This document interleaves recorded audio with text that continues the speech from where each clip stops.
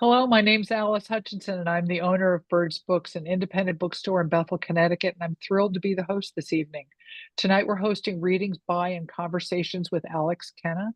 I will return at the end after the reading and some mention from Alex about her book and bring your questions and comments to her, or just unmute you and allow you to ask those questions yourself. During the episode, please feel free to make comments or ask questions in the chat. We do ask that you remain muted, however.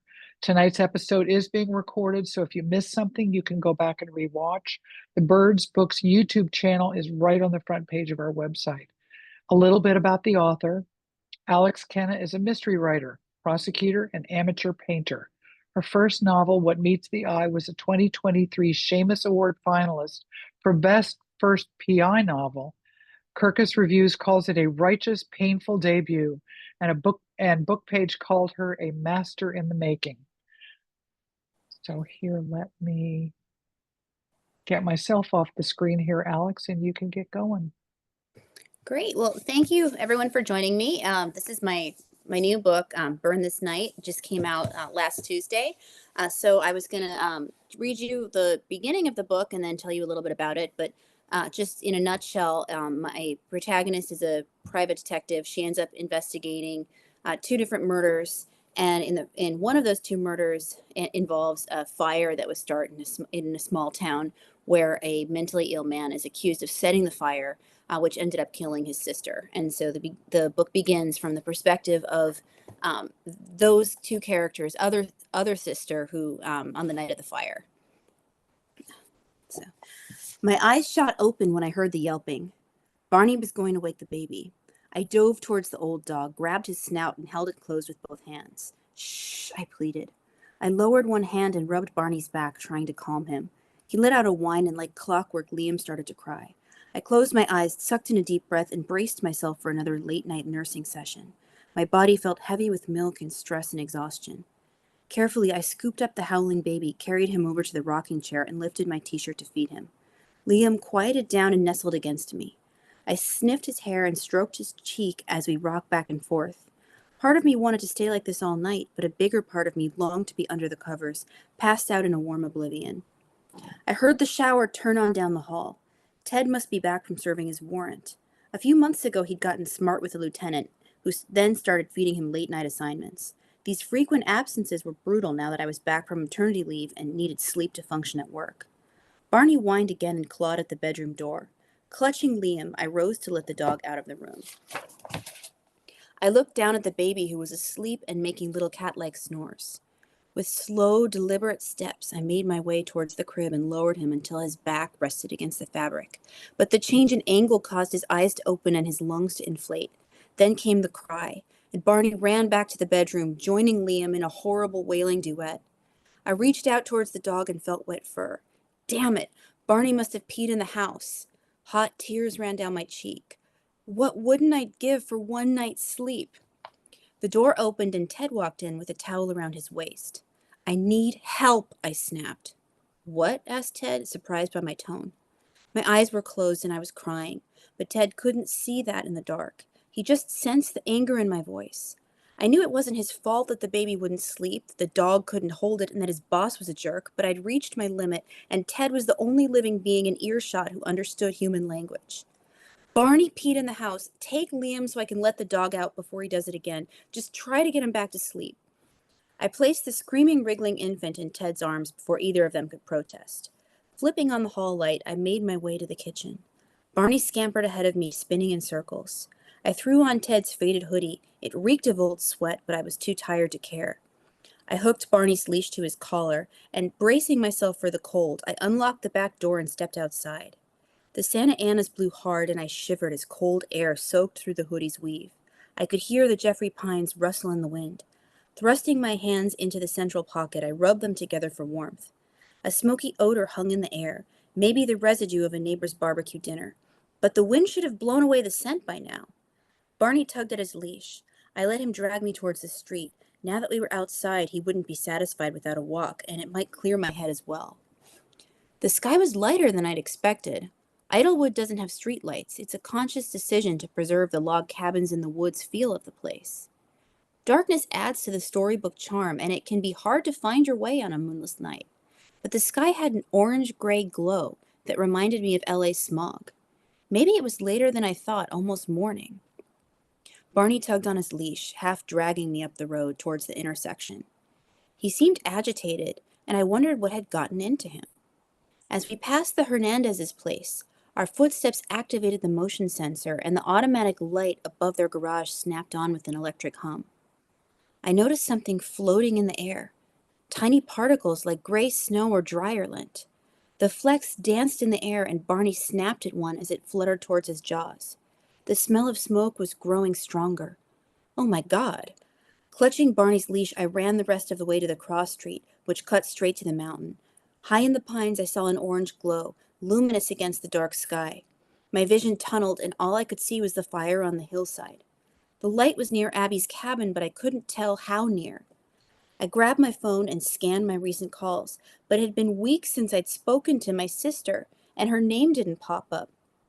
I pulled up my contact list and clicked on her name. After 4 rings, a cheerful recording prompted me to leave a message. Maybe she's already fled.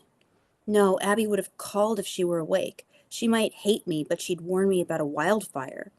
I called back, praying that her cell wasn't on silent. Come on, Abby, answer the phone. When I heard the pre-recorded message again, I started to panic. I left a voicemail. Abby, it's Grace. There's a fire by your cabin. You need to leave now. The orange glow was getting bigger as the Santa Anas blew the flames towards Idlewood. It was how I'd always imagined an erupting volcano would look, with lava flowing down its sides. I called Abby a 3rd time, cursing under my breath. Across the street, a door opened, and an old man stepped outside, holding a little white dog. There's a fire, he shouted. I looked at him, and then back at the mountain, ringing phone pressed against my ear. Damn it, Abby, pick up!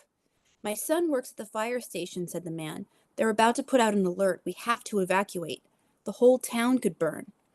My sister's cabin is on the hillside, and she's not answering, I shouted. Can you call your son and tell him someone's up there? I heard a chime and looked down at my phone. It was a text from the fire department ordering us to leave Idlewood. But my feet stayed planted. My sister was on that mountain with nothing but a narrow dirt road leading down to safety. If the fire overtook the path, she'd be trapped. Jeffrey, it's Pop, I heard the old man say. There's a lady here whose sister has a cabin near the fire. Hearing those words unleashed a fresh wave of panic. Abby's cheerful answering machine message sounded for a 5th time in my ear. Abby, get out of there, I screamed into the phone. We have to go, said the neighbor. This thing could spread faster than they can contain it. My phone chimed and I looked down at the screen, hoping to see Abby's name, but it was a voicemail from Ted. Before I could call him back, a text flashed across my screen. Fire, come home now. I looked back and forth from my screen to the mountain. My sister was up there, but my husband and son were at the house. I couldn't wait any longer. I tugged at Barney's leash and ran home. So that's the beginning of the book. And to tell you a little bit about it, my protagonist, her name's Kate Miles. She is an ex-LAPD officer turned private detective. And because I'm a bit of a sadist, I gave her a pretty gnarly backstory where she was in a terrible accident at work, ended up getting addicted to pain pills. When this story picks up, she's quit the habit, but in the process, she ended up going out on disability, lost her marriage, lost custody of her daughter. And she's in the process of trying to basically rebuild her life. As a writer, I'm always fascinated by characters who are kind of in a transition and going from becoming one thing to another. And where the story picks up, she has put her house up on Airbnb to try to raise money for a family law attorney, and she's living with her mother, who she loves, but they're just, they're on 2 totally different wavelengths. And that was interesting to write, is I wanted to have 2 people who are both, they're both good, they're both kind, they care about each other, they just, don't totally relate. And early in the book, first chapter basically, Kate learns by accident that she was the product of a sperm donor. And she's completely devastated. Her father passed away a few years ago. She was very close to him. She feels that she's been betrayed. Her mother, doesn't want to talk about it, doesn't want to, open closed doors. And around the same time, she learns from a genetics website that she's distantly related to a killer in a cold case in this small town called Idlewood in San Bernardino. In Idlewood, it's basically the town of Wrightwood, where my husband and I stayed for a couple months when our house was under construction. But I killed a bunch of people, and I turned a wood carver into like a sex symbol. Even he's kind of a real person, so I figured I should probably change the name of the town. So that's where Wrightwood came in, where Idlewood came in. Basically, she learns that she's distantly related to this cold case killer, and when she's contacted by an old law enforcement friend at the sheriff's office who does cold cases, and he kind of cajoles her into looking into that murder by setting her up with a private detective deal where another friend of his has an in-law, basically Jacob, who is accused of starting a fire that burned down several houses in Idlewood and killed his sister Abby. And Jacob is a mentally ill man who basically destroyed his brain with meth. And as the book is told basically from alternating perspectives there's mostly from Kate. The beginning is from Grace, who's Jacob's sister, and then Jacob and Abby, the victim. Because usually, if I kill somebody, I like to give them a little bit of a voice, so it's not just there's a dead, beautiful blonde woman. That's all you need to know. So I have a lot of flashbacks that go through Abby's perspective. And Jacob, that was as the book progresses, one of the things that I wanted to talk about is this epidemic of meth-induced brain damage, which is something I've seen a lot of just from working in law enforcement. I've been a prosecutor for about a decade, and it doesn't get talked about a lot. There was a really good Atlantic article about it. But for the most part, you hear a lot of coverage about fentanyl, but you don't hear a lot about how people are basically triggering schizophrenia-like condition from meth use. And so as the story goes, Jacob sort of rapidly loses his mind and he deteriorates a little bit in every chapter. And you can kind of there are things that happen in those chapters where you can't really tell if it's reality and you can't really tell if it's in his mind. And some of them are related to the plot and the murder. And Abby starts out as an actress in the beginning of the book, and things aren't working out for her. It's LA. You throw up a quarter, it's going to land on a talented, anatomically perfect young woman, and she's one of a million. And as her brother starts to deteriorate, she basically kind of has an epiphany, totally switches gears, and ends up going to social work school, and has this kind of dream of figuring out both how to help her brother, and if that doesn't work, also figuring out how to treat people, help other people, use those interpersonal skills that she has from acting. And so as the story goes, Jacob ends up getting more and more embedded into various ne'er-do-wells and who are involved in various crimes. And Abby is kind of, off on the periphery trying to figure out what's going on. And then meanwhile, Kate's also trying to work on solving this cold case for free, because she wasn't getting to the bottom of it, looking into her past a little bit, trying to figure out where she came from, who her father is. And that was an interesting angle to work on because, again, I like to mentally torture people a lot. And I did a lot of research kind of into what that experience is like of adults who suddenly realize that their parents aren't who they thought they were. And because of these genetic websites like 23andMe, Ancestry.com, and a whole bunch of other ones, it's incredibly common.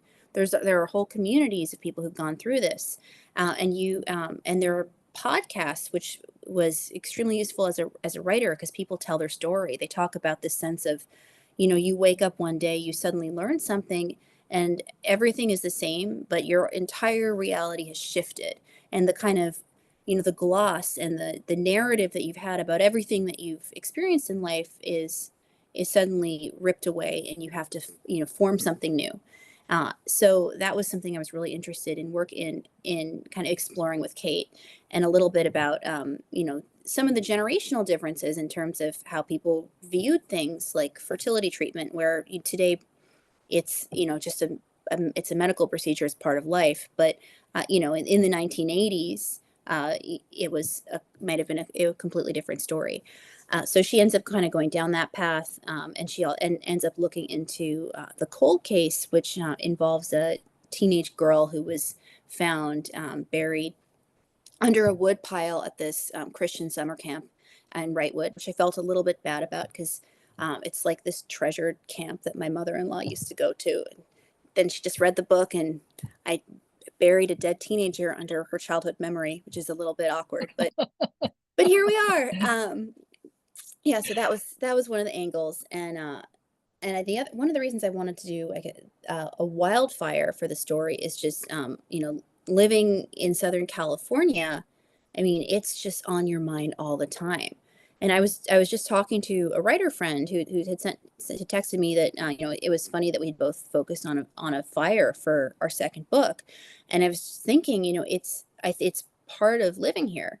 I mean, even just like a couple years ago during the pandemic, when things were already felt like we were all living in a really bad dream, we had a wildfire near my house, and my husband and I ended up evacuating. And at the time I was super pregnant. We're all wearing masks, and from the street outside my house, I could look up and see the hillsides, and the where that one line from the intro about where it looked like an exploding volcano, it was all of a sudden this, you know, orange explosion is coming down the hillside. And we end up leaving our house with one suitcase and my 100-pound dog, and driving to one county over and staying at this dilapidated dog hotel from the 70s, in the middle of nowhere, and thinking, okay, well, it can't possibly get weirder than this. So Wrightwood, the town where I had set it, is also is it's similarly really high risk, and they actually had a wildfire since this happened. And when my husband and I were staying there, I my son was born. I live, so I we were walking, doing a lot of just walking around this beautiful small town, and because I am the way I am, I was thinking, oh, who can I kill in this idyllic setting? But that idea of the it's like, who's mommy gonna kill?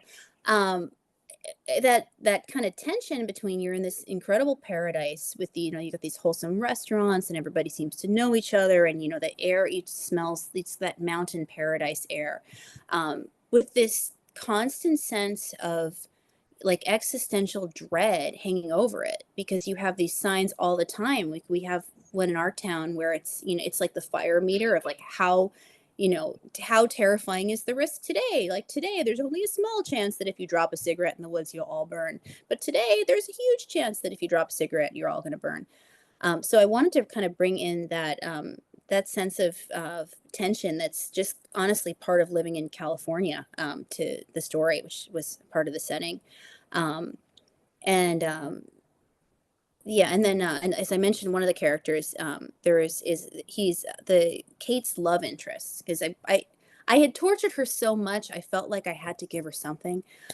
So she needed like a handsome stranger in the town, and when we were staying in Wrightwood, we saw these um, amazingly bad wood carvings everywhere, like chainsaw art, but where somebody would, carve like a moose head and put it over their restaurant, or they would carve, something into a tree, like a kind of lopsided mermaid. And they were sort of terrible and amazing at the same time. And I thought, okay, well, who made these? What if he was super hot and became the love interest of my protagonist? And what if he also played the fiddle?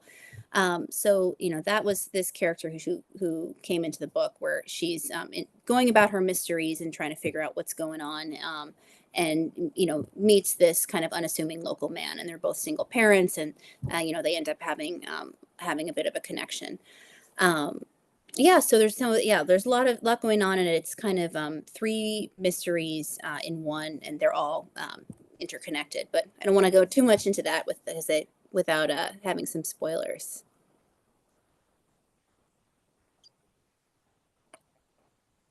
You ready for some questions? Yeah. That's a lot to unpack. There's so much going on. I will tell you that I'm in Connecticut, and Connecticut has not had one drop of, we've had less than an inch since August. And so for the first time, I've been able to really get a little bit of an understanding of what California's been going through, and that we've been having wildfires out here. I mean, Yeah, we're getting rain tomorrow, and everybody's really excited about it. yeah, it's a huge relief. Every time there's a rain, everybody kind of, breathes out a little bit because there's a couple months where the risk is really high, and it's kind of on your mind all the time. So, and that sounds like that hasn't even been a factor in Connecticut.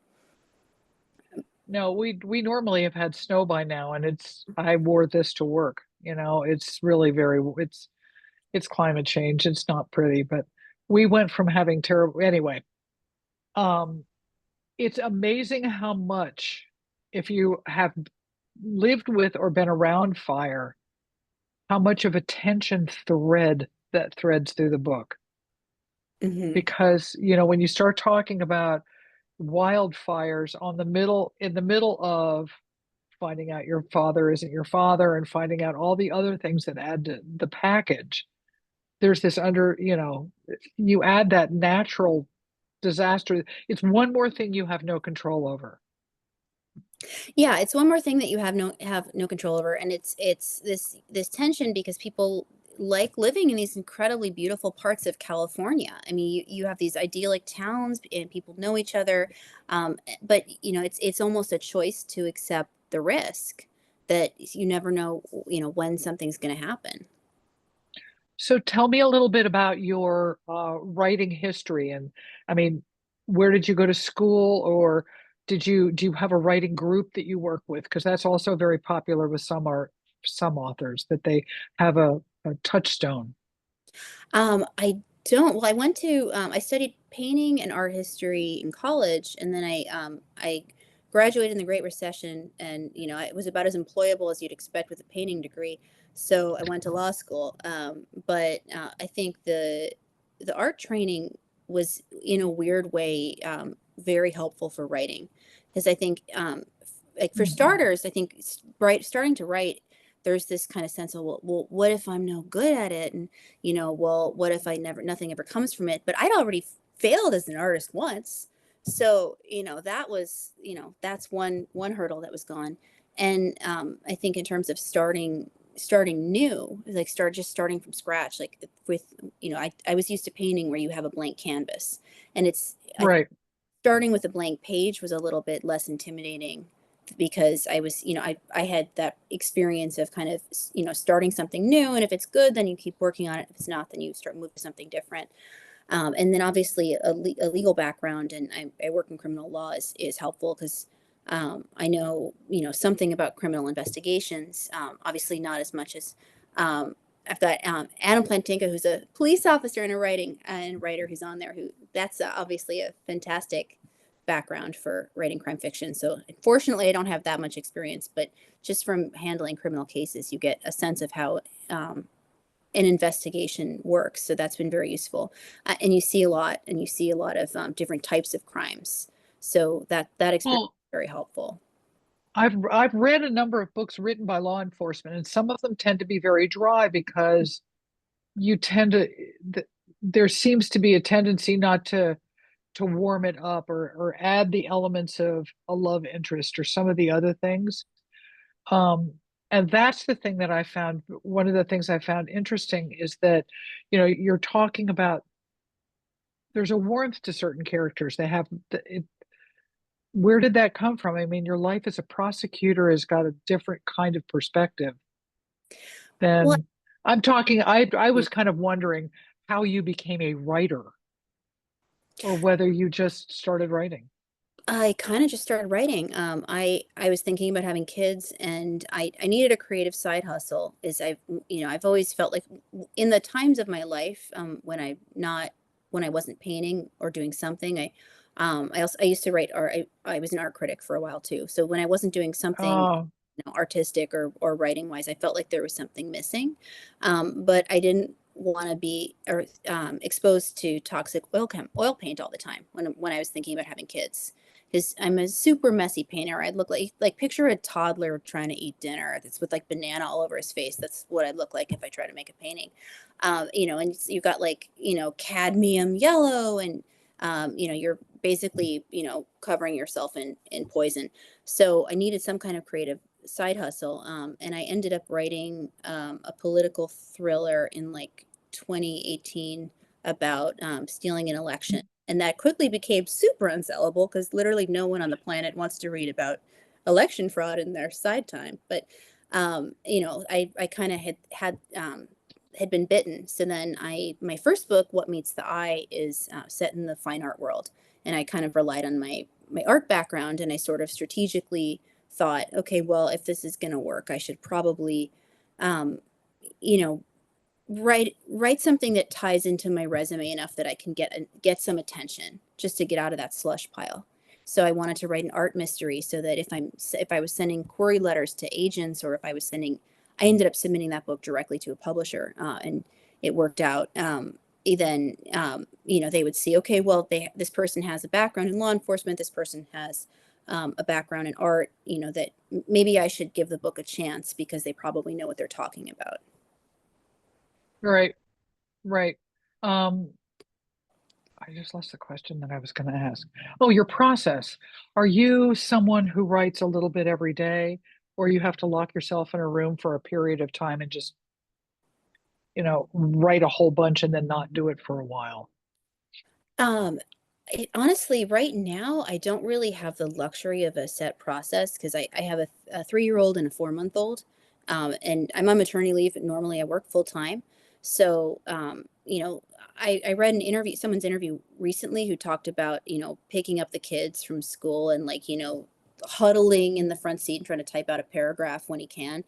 So I'm doing some of that, but my process has been completely different with everything because my first book I didn't have any kids, and I just had Right. this luxury of write a little bit now, and then you procrastinate a little bit, and then you watch some reality TV, and it doesn't matter because I'm young and single and I can spend as long as I want on this. And then I had my first kid, who is lovely, but was like the demon monster for the first 2 years. So I wrote whenever I could, and it would keep Right. just to fit for finishing this book. Even I took off the week before Christmas, and I had a quarter of a book left to write, and I was my job was really busy, and I it was like it's now or never, and I basically speed wrote the last 20% because I had to. And now I'm working on a couple of standalones, and it's I'm writing when I can. If I get a day, I don't have the luxury to mess around. I started doing outlines for the first time now that I have 2 kids because Yeah, I was going to ask about that. yeah. Oh, outlines are well. It's been kind of an epiphany, to tell you the truth. Is normally, Yeah, I'm definitely a pantser by nature. It's just like you throw a little bit out here, you get a random idea. You suddenly remember something crazy that you saw a month ago, and you think, well, I'm going to find a way to work that in. And it's fun, but it's not efficient. And then I kind of forced myself to do an outline, and I was on something I'm working on now, and it was like, oh, I I should why have I not been doing this all along? I have a friend of mine who does an outline and then does everything else on a post-it note on the fly. I mean, Mhm. it's nuts. But I know you know what that is with little kids. Oh yeah, no, you got to cram it in when you can. But yeah, no, post-it notes are great. I've yellow legal pads where I just kind of scrawl things on when they pop into my head, and 'cause you got to do what you can when you can do it. Right. Do you have when I look at this book, I'm wondering if those are from possible cases or stories that you've heard or people that you know. I mean, did you pull from most authors pull from life in some form or another? I mean, but what can you speak to that a bit? Um, I can't I can't really Nothing talk. specific. Oh yeah, no, I can't like take specific facts from a specific case. Oh, no, no, no, of course not. Yeah, but in terms of just what you see certain types of crimes. So, there's I'm trying to think what's an example. And there's one crime that Jacob gets into, um, which was inspired by something that some people tried on my grandmother, where is Jacob, I should say, he kind of ends up going down the rabbit hole and falling in with some petty criminals, and he does some terrible things, but he also feels horrible about it, and his guilt kind of exacerbates his meth addiction because he wants to kind of escape from the person he's becoming, and it's kind of a vicious circle. But there's um there's one scheme that they have in there where they're going to they're in a town that has a lot of snow and roofing issues. They're going to houses and saying, to elderly people's houses, and basically saying, oh, we're here to fix your roof. And they think they had somebody on the inside who basically was giving them data, people who had roofing appointments for later, and they're saying, oh, well, we had a window, we can do it early, and then getting people to write checks. And that was something that happened to my grandmother. She had some people show up at her house. They were going to do some work on the roof, but it was totally just made up. They were trying to get money out of her. So I figured, if yeah, I mean, it's terrible. She was fine. She didn't end up losing any money, but the I try to put in realistic cons. And so when you hear about not a specific con, but necessarily, but if you hear about a specific type of con that's going to come up over and over again, I wanted it to have kind of an air of realism. Deborah asked, did you turn to a professional for the psychological aspects? I didn't. I did a lot of the Jacob character was also very inspired by someone I know who was very damaged by meth, and so that character is partly based on a real person. And I did a lot of research in terms of reading books and reading articles, and even just YouTube in terms of how people talk. Oh, Is you see, I mean, there's a whole series, I don't remember the name of the person who was doing it, of interviews with meth users. And I was, binging on them because you get a sense of how people talk, how people move, what their mannerisms look like. And from being in court, there's a there there's a certain um, there's certain mannerisms and certain ways of talking and ways of carrying yourself that you see that people start getting. And I've read. I used to be just a line prosecutor at the DA's office, and now I'm in a different position, where you see police reports all the time. You see how people talk. You see people in court, and you start seeing what's happening to people. And so I had a lot of exposure to uh, what meth can do to a human mind, and did what I could to try to supplement that with research. But I actually do have a social worker friend, and in retrospect, I probably should have been picking his brain a lot more. But and then with Kate, I tried to listen to first person accounts as much as I could about what happens to a person when they have this kind of mind exploding discovery. And I thought, you know I know a lot of writers work with like sensitivity readers. I kind of didn't go down that road, but I try to just seek out um, other examples of people talking about what they went through for a particular experience, because I think especially you get more of a air of authenticity when somebody's just talking about what happened to them than when they're um, looking at your work and trying to work their experience into it. If that makes sense.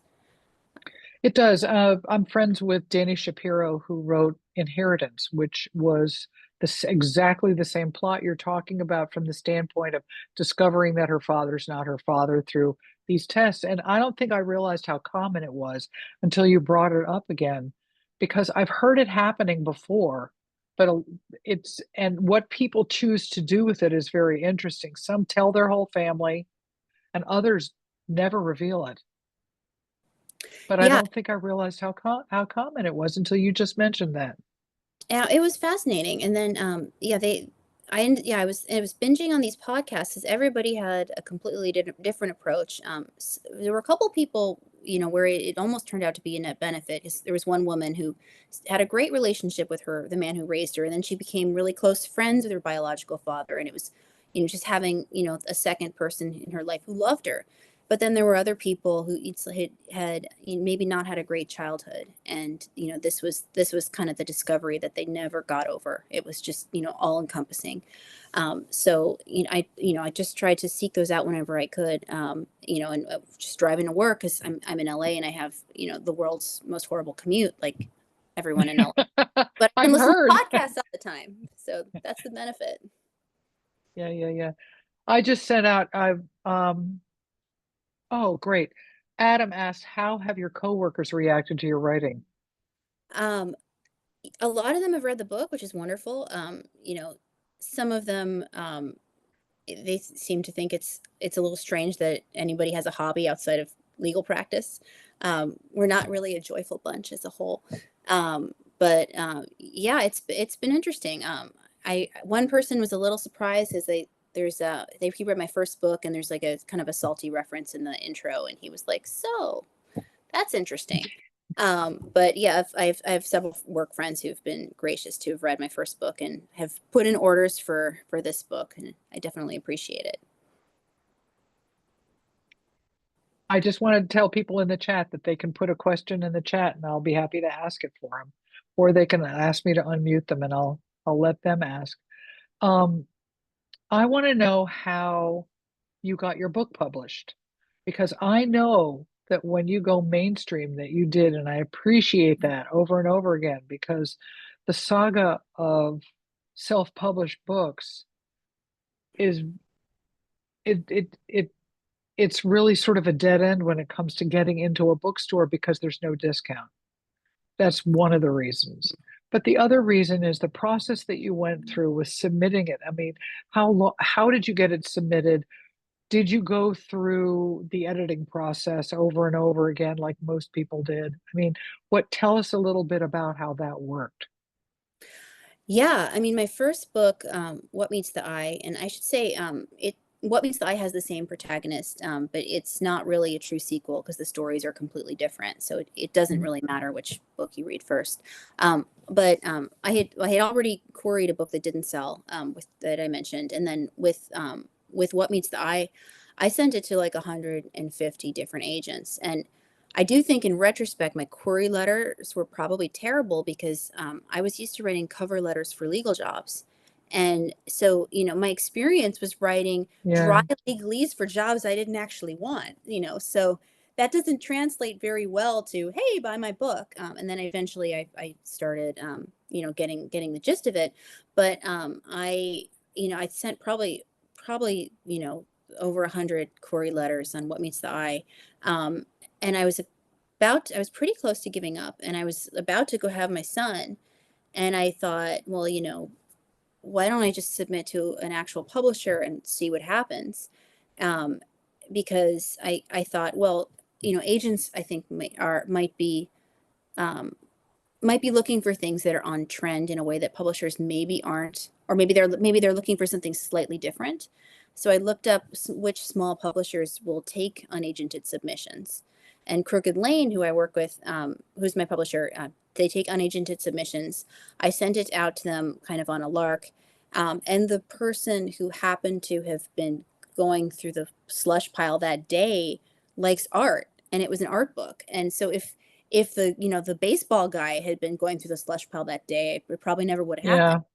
Yeah. So I got There's you. a remarkable amount of luck involved. Oh yeah, incredibly lucky. And I have a wonderful agent, Liza Fleissig, who I worked with to sell book number two. And it's a I definitely, if anybody is thinking about starting in this process, if you can work with an agent, it's definitely makes it a lot easier. It gives you bargaining power, because if you don't have an agent, they know that they are literally your only option. So if you get a contract and you say, hey, what about this? And they go, no. You're like, okay. And that's kind of the extent of that process. But and I should also mention, on my website, I posted, I've been collecting and posting successful query letters, because there's not a lot out in the internet of how to write them That, and how to reach agents. So if anybody, Alex, that's incredibly generous of you too, because sharing what you know to others really does help them. Well, I mean, just having gone through that process, the skill of marketing yourself and the skill of pitching yourself is really different from the skill of sitting down and writing a book. And so, Right. I harassed a bunch of people who were kind enough to give me their query letters to put on, to put up. But I wanted to basically just have a database so that if somebody has a mystery that they're sending out, they can go and they can look for examples of ones that worked. Hmm. Hmm. Um, Anybody? Oh, Ash mentioned Kate is a great character, but you're really good with villains too. Have you Yeah. prosecuted a lot of sociopaths? And I'm guessing yes. Um, Oh yeah. Sometimes I'll hear, Oh yeah. oh yeah, no, for sure. Not everyone is, but so sometimes I'll hear writers say like, I think everybody's fundamentally good. They're for sure not. Some people are fundamentally good. Most of us are in the middle, and some people are not fundamentally good at all. But yeah, I've had plenty of sociopaths. I should say, the villain in this book, I don't want to give any clues, is loosely inspired by someone I had the pleasure of encountering. Um, so, but I do think with villains, this one's pretty evil, but a lot of times I try to give them something redeeming, just to try to humanize them. Like some or not redeeming, but something that's not completely evil. You can't just have them, torturing puppies in a basement all day. They have to because then they don't necessarily come across as totally well rounded. Well, and you got to consider the reader on something like that. I Yeah. mean, I did, I'm not of a mind to spend time with that. No, and And I yet don't torture some any people, puppies, just to yeah, clarify. no, I get it. It's okay. But I did want to know, but how, so you went agentless and you found a publisher directly. What kind of editing process did you go through? Um, Because I've known people that have gone 2 to 5 years from that point. yeah, my editor, Sarah J. Henry, she's brilliant. Her book, learning, she's written two books. The first one's called Learning to Swim, and it won like a bunch of awards. Yeah, so I really lucked out. I have a brilliant editor. A lot of people who work with her, they get nominated for awards. They get, a lot of recognition because she she's really brutal, and like she doesn't waste time by telling you what's good about your book. It's just all the bads, so you think that she hates it. Like at one point, when I sent her my first draft of this book, there was a comment that was, first interesting thing that's happened so far, and it's happening kind of late. And I thought, oh, okay, well, I guess Uh, she hates it. But then I saw her in person, and she was like, oh, I really liked your book. I'm like, oh, now I know. So I really lucked out. But I think I didn't work with an editor before submitting it. I have a really long suffering husband who has read a lot of drafts of both of my books. He's an appellate lawyer, and he doesn't write fiction, but he's probably the best writer I know. So he's read a gajillion drafts of both of them. I Both of my books are dedicated to him, as he definitely made them better. I lucked out on both fronts. so when your editor said that this came late, did you change the story as a result, or Yeah. did you defend that stand? Oh, okay. Because sometimes people battle it out if they really don't want to move it. If it makes sense to move it, then you move it.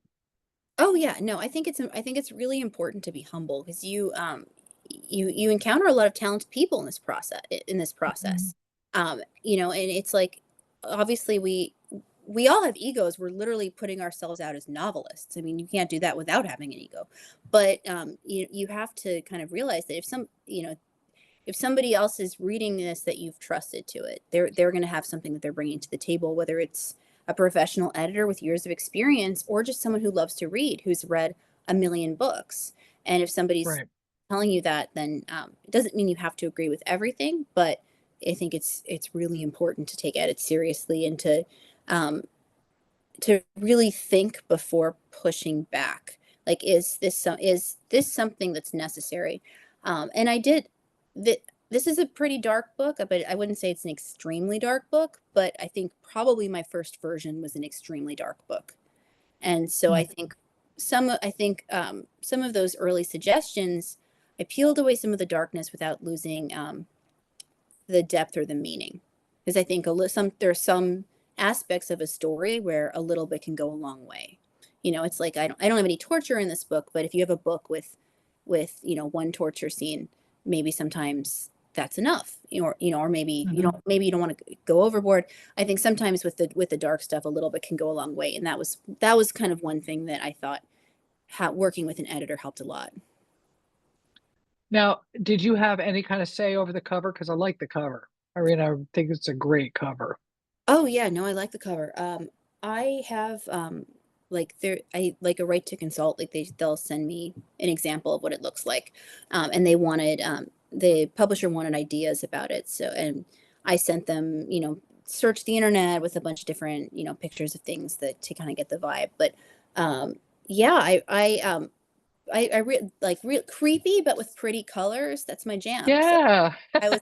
Creepy with pretty colors. I love that. That's great. But it is, no, it's a good cover. You're really lucky. Mhm. Um, is there anything else about your book that you want us to know? Oh God, I feel like the second we sign off, I'm going to remember something else that I should have said. That's Um, okay. Are you working on your next one? So you can circle back to this one. Are you oh, working on another yeah. book? Oh, I'm just yes, I'm working on two standalones. One is set in the horse racing world, and Mm, one is set in the LA criminal justice system. Because so they're very different. But I'm finding that trying to work on two at once is kind of gets me out of the um, is a little less intimidating and a little bit less. It gets you out of the imposter syndrome that we all have. Oh, I got a question. I saw a question about my necklace.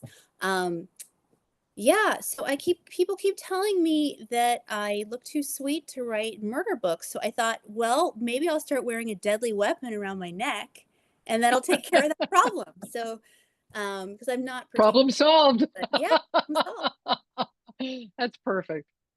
That is perfect. So are you going to have to go to horse racetracks and start investigating how, Pimlico runs and things like that? Or do you have plenty of horse racing out there?